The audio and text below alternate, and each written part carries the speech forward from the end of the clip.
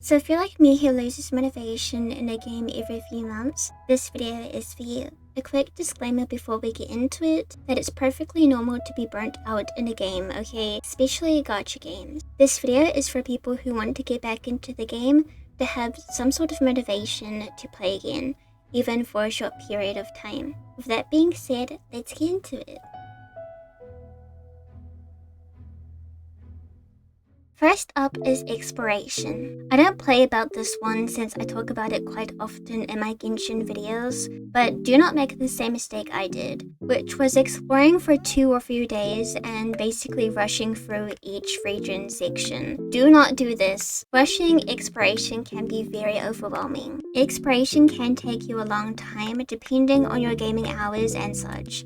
Disagree with me or don't, Genshin has a beautiful open world. Exploration includes collecting oculi, unlocking teleportation such as Statue of the Seven, domains and waypoints, and puzzles like chests, sealies, challenges, and more.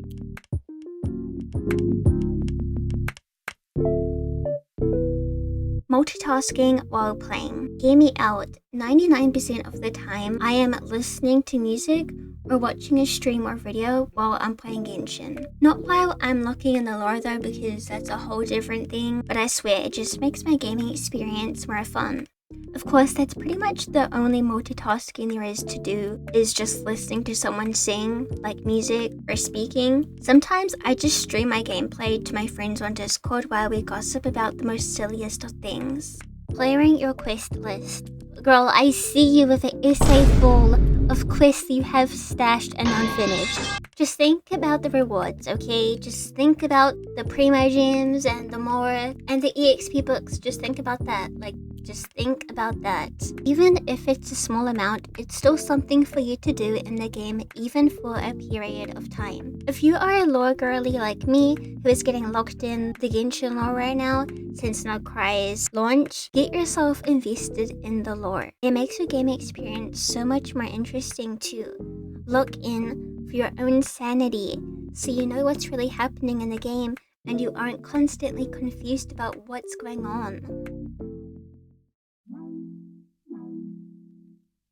Events. Every patch rolls out around 3 events, which is combat, quest, or puzzle related like events. You always have to come back each day when an event first releases to move on to the next thing, like a new level or puzzle, which is pretty good since you don't have to rush and do it all in one day. Endgame modes. The endgames consist of Spiral Abyss, which was the first endgame in Genshin, which are different floors up to 12. Imaginarium Theater, which offers a different type of challenge from the Spiral Abyss.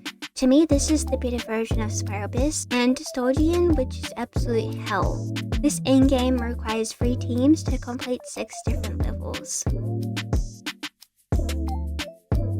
TCG.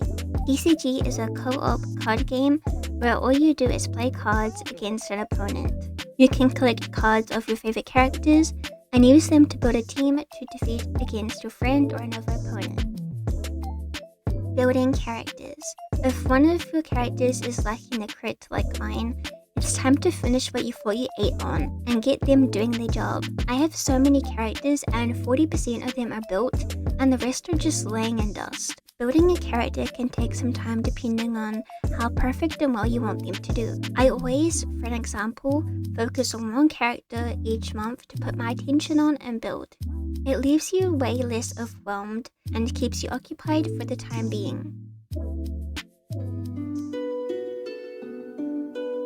Decorating your teapot. The teapot is the housing system of Genshin. I like to use Pinterest as my inspiration, so I recommend that if you want an aesthetic looking teapot. There are many different things you can add to your teapot, even including the characters themselves and pets.